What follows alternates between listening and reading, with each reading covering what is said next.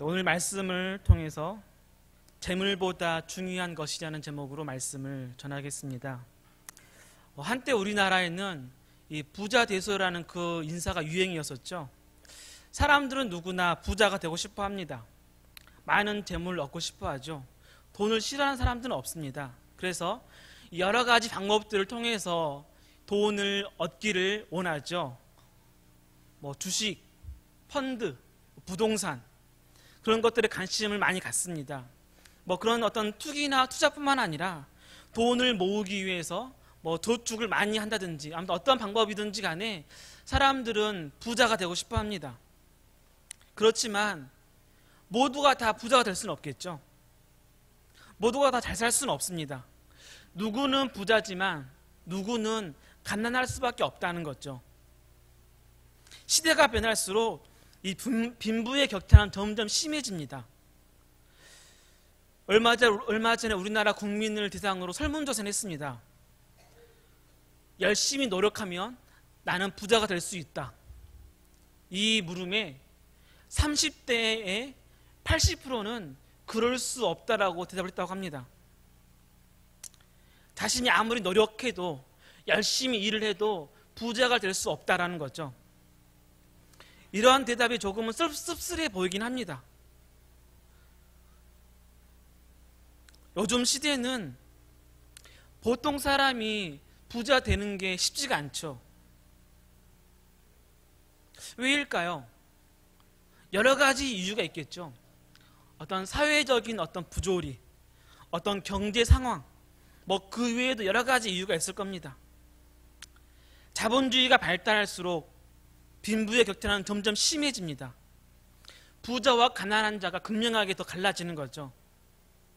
그런데 이러한 현상, 이러한 빈부 격차는 과거부터 항상 존재해 왔습니다.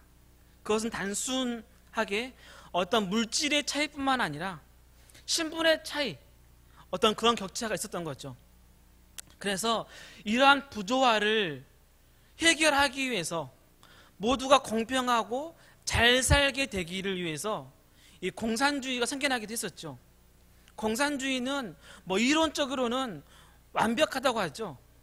정말 그 이론처럼만 이루어진다면 지상낙원을 이룰 수 있다고 합니다. 그런데 어떻습니까? 공산주의 국가들을 통해서 그 사상은 실현될 수 없음을 우리들에게 보여주었죠. 이론에 불과하다는 것을 보여주었습니다. 다 잘 사는 나라가 아니라 다 못 사는 나라가 되었습니다. 그 대부분의 공산주의 국가들은 그 공산주의를 포기하는 나라들이 많이 생겼죠. 그리고 지금은 또 다른 방법을 통해서 이 부의 분배를 하려고 합니다. 그것은 이제 복지죠, 복지. 세금을 걷어가지고 복지에 많이 투자를 하는 겁니다. 돈이 많은 사람들에게 더 많은 세금을 걷어가지고 복지에 사용하는 거죠. 그래서 최대한 부자와 가난한 사람의 간격을 좁히려고 합니다. 선진국일수록 이 복지가 잘 돼 있고 복지가 잘 돼 있는 나라일수록 좋은 나라라고 하죠. 살기 좋은 나라라고 하죠. 그래서 우리나라도 요즘에는 이 복지에 관심을 많이 갖고 이 세금을 더 거두려고 이렇게 합니다. 복지가 잘 되는 건 굉장히 좋은 거죠. 그렇지만 가난한 사람이 없어지진 않습니다. 아무리 복지를 잘하고 좋은 사상과 이론이 만들어진다고 하더라도 가난이 없어지진 않죠. 가난은 항상 있습니다. 아마 예수님이 재림하실 때까지 가난이 없어지진 않겠죠. 왜 그럴까요? 단순히 사회 문제 때문일까요? 개인의 문제 때문일까요? 오늘 성경 말씀에서 그 이유를 말씀해 주고 있죠. 2절에 보니까 가난한 자와 부한 자가 함께 살거니와 그 모두를 지으신 이는 여호와시니라. 가난한 자와 부자를 하나님께서 만드셨다고 얘기합니다. 가난도 부도 하나님이 정해 놓으신 거라고 말씀하시는 거죠. 이 말이 누구는 이미 부자로 누구는 이미 가난한 자로 정해진 운명론을 얘기하는 것은 아닙니다. 가난한 사람은 평생 가난하게 살아야 되고 부자는 평생 부자다, 그런 얘기는 아니죠. 돈이 많으면 좋습니다. 열심히 일해서 돈을 벌어야겠죠. 최선을 다해서 일을 해야 합니다. 당연한 거죠.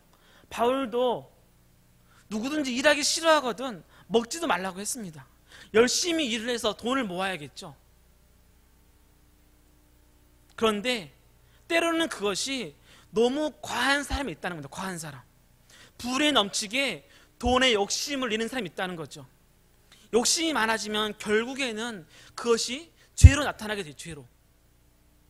예수님의 달란트 비유를 보면은 이 비유의 의미는 이 주신 달란트를 썩히지 말라는 거죠.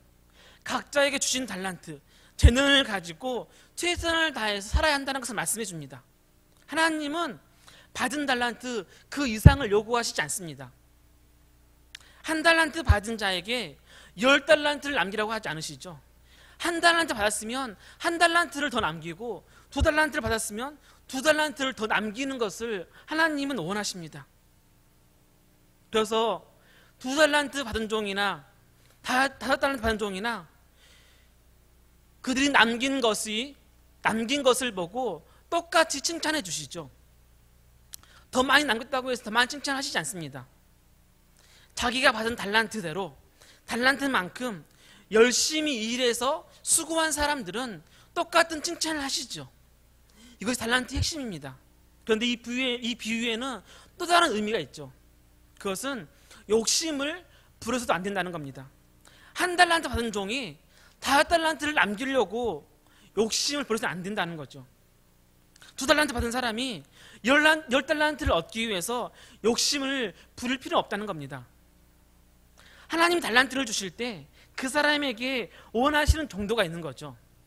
이것이 달란트의 원리입니다.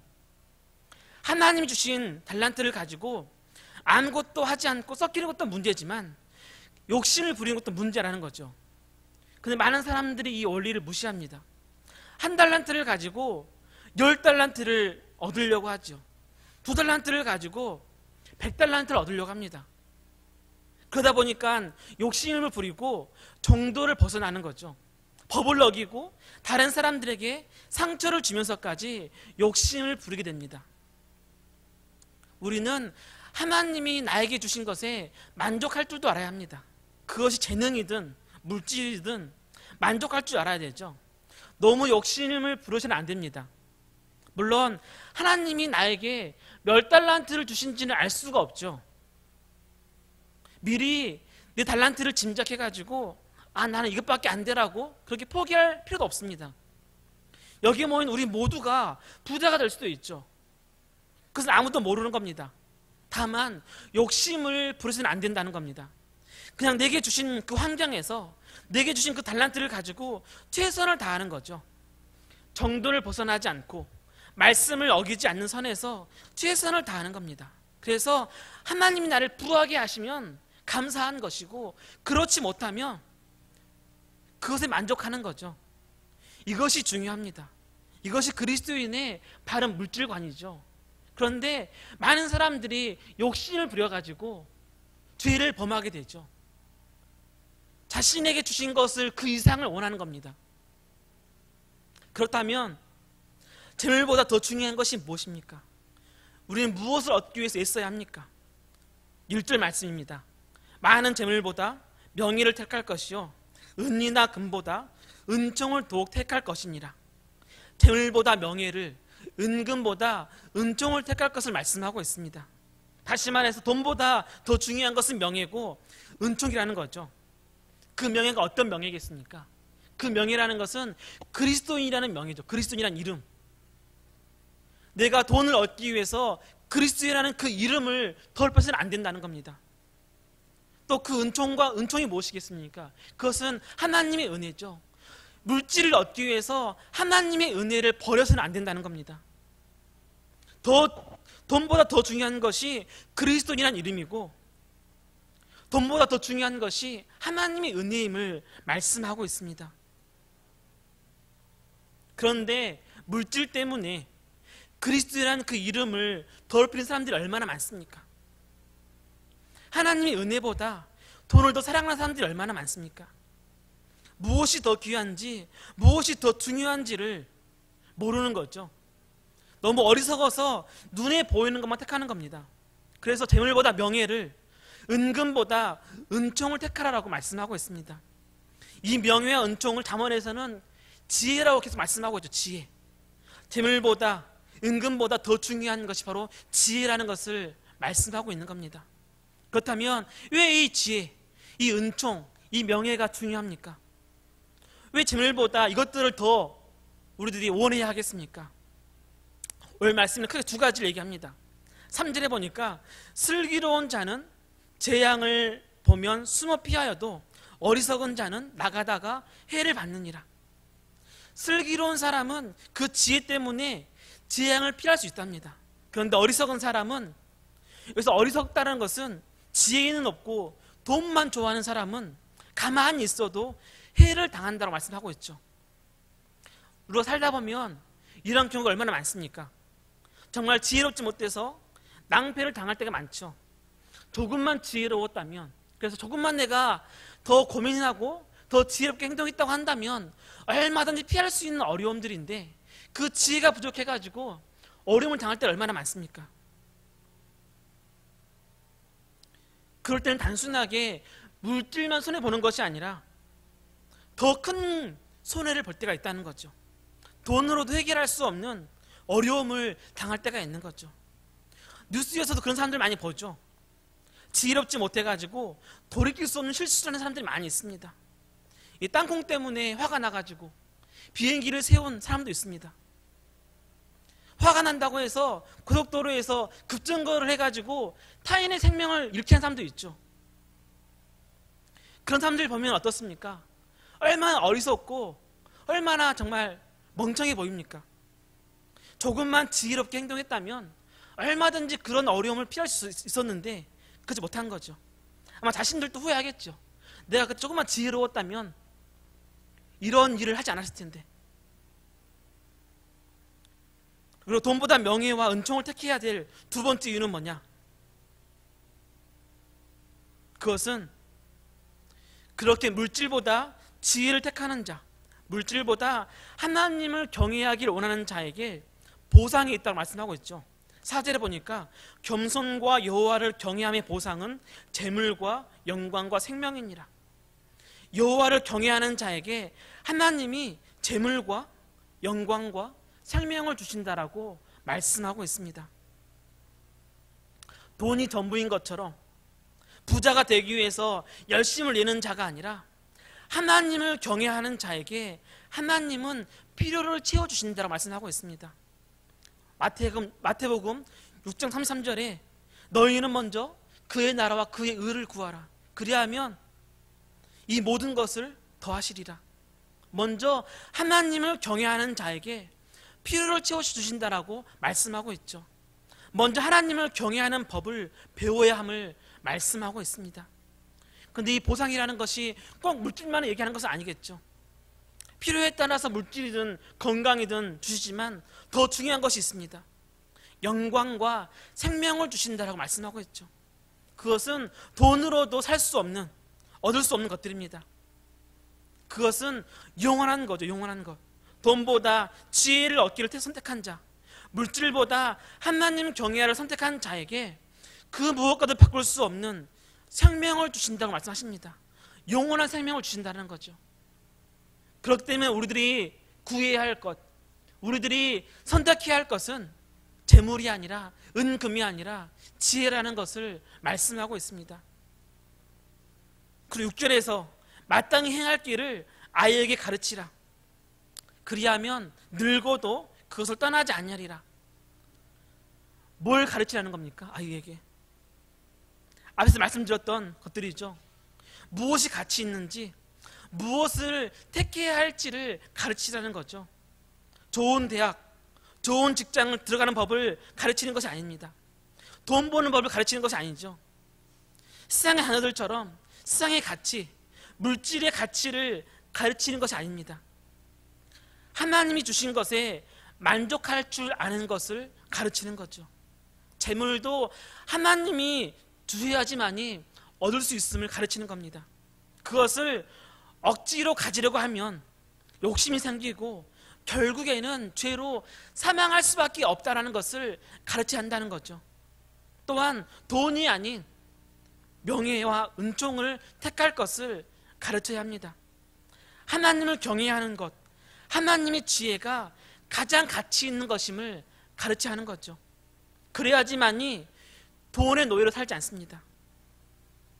하나님 주시는 영광과 생명을 얻을 수가 있는 거죠. 요즘 세상은 돈이 전부인 것처럼 살고 있습니다. 돈만 있으면 모든 것을 다 할 수 있다는 것을 가르치죠. 시대가 변할수록 점점 더 돈이면 무엇이든지 할 수 있다라는 물질 만능주의가 강해져 갑니다. 그러면서 수단과 방법을 가리지 않고 돈만 벌면 된다라는 그런 생각이 만연해져 가고 있죠. 사람을 돈의 노예로 만들고 있습니다. 이러한 가치와 사고방식의 세상에서 자녀들에게 바른 물질관을 가르치는 하는 거죠. 요즘 청소년들은 10억만 주면 1년 정도는 감옥에 있을 수 있다고 그렇게 대답을 합니다. 많은 아이들이 그렇게 대답을 합니다. 왜일까요? 그것은 어려서부터 물질, 돈이 전부라고 배웠기 때문이죠. 돈에 대해서 잘못된 가치관이 심어진 겁니다. 물질 만능주의, 성공지상주의가 자녀들을 병들게 만든 거죠. 누구의 영향이 클까요? 단순히 사회 탓만 할 수 없습니다. 시대를 탓할 수는 없는 거죠. 우리가 돈에 대한 바른 가치관을 먼저 심어줘야 되고 그 가치관을 아이들에게 가르쳐야 하는 겁니다. 어려서부터 가르쳐야 하는 거죠. 그래야지만이 그들이 돈의 노예로 살지 않습니다. 참된 가치를 가진 사람으로 자라갈 수가 있는 거죠. 마지막으로, 그렇다면 하나님은 어떤 사람에게 물질을 주실까요? 앞에서 부한 자와 가난한 자를 하나님이 만드셨다고 말씀하고 있는데, 그렇다면 그 기준이 무엇일까요? 누구를 가난한 자로 만드셨고 누구를 부한 자로 만드셨을까요? 물론 그 기준을 우리가 알 수는 없죠. 우리가 알 수 없습니다. 토기장이가 귀 쓸 그릇과 손이 쓸 그릇을 만드는 것은 전적으로 토기장이 자신의 뜻이죠. 자기가 만들고 싶은 대로 만듭니다. 하나님은 토기장이시죠. 그릇이 토기장이에게 왜 나를 이렇게 만들었냐라고 따질 수가 없는 것처럼 우리도 하나님 앞에 따질 수가 없습니다. 왜 나를 이렇게 만들었는지, 왜 나에게 이렇게 가난한 것들을 가난하게 살게 했는지, 왜 나에게는 이만큼의 달란트를 주었는지라고 따질 수 없는 거죠. 그냥 우리는 하나님이 하신 것, 하나님이 주신 것을 인정하고 그것에 순종해야 합니다. 다만 내게 주신 것을 가지고 어떠한 마음으로 살아가야 하느냐, 그것이 중요한 거죠. 가난한 자는 앞에서 말씀드린 것처럼 주신 것에 감사하는 거죠. 욕심을 부리지 않고 주신 것에 만족하고 주어진 일에 최선을 다하는 겁니다. 그럼 부자는 어떻게 살아야 합니까? 9절 말씀이죠. 선한 눈을 가진 자는 복을 받으리니 이는 양식을 가난한 자에게 주느니라. 가난한 자에게 나눠주라고 말씀하고 있습니다. 가난한 자를 섬기라는 거죠. 구제하는데 열심을 내라는 겁니다. 그렇게 하라고 하나님은 재물을 주셨습니다. 그런데 많은 사람들이 하나님 주신 그 재물을 더 모으고 쌓는데 열심을 내죠. 가진 자는 더 가지려고 합니다. 더 부자가 되려고 하죠. 그것은 결코 하나님의 뜻이 아닙니다. 하나님의 뜻은 나눠주기를 원하는 거죠. 구제하기를 원하고 있습니다. 지금도 세계 곳곳에는 먹을 것이 없어가지고 죽어가는 사람들이 많이 있죠. 그들에 비하면 우리들은 부한 사람들이죠. 가난하다고 불평할 수 없습니다. 다만 만족하지를 못하는 거죠. 먼저 하나님 주신 것에 만족할 줄 아는 마음이 있어야 합니다. 그리고 더 가지려고 애쓰기보다는 나눠주기를 애쓰는 우리가 되기를 소망합니다. 그러한 자가 바로 지혜로운 자이고 하나님을 경외하는 사람이죠. 우리가 돈에 대해 바른 가치관을 갖고 나눠주기를 즐겨야 할 때 하나님은 우리에게 더 많은 것들을 허락하실 것입니다. 하나님은 그러한 자에게 더 많은 것을 맡기실 겁니다. 무엇보다 돈으로는 절대 구할 수 없는 영광과 생명을 허락하실 것입니다. 우리가 그것들을 소명하면서 주신 것에 감사하고 만족하고 또 나누어주는 우리의 삶을 되기를 소망합니다. 진정한 그리스도인의 바른 물질관을 가지고 이 세상을 살아갈 때 우리를 통해서 이 세상은 더욱더 풍성해질 것이고, 그 가난과 부한 사람들 때문에 어떤 차이로 인해서 어려움이 아니라 하나님 주신 그 말씀대로 살아간다면 이 세상은 더욱더 아름다운 세상으로, 사랑이 넘치는 세상으로 바꾸어져가는 세상이 될 것입니다. 그 사랑을, 그 어떤 세상을 우리를 통해서 변화되어지기를 간절히 소망합니다. 기도하겠습니다.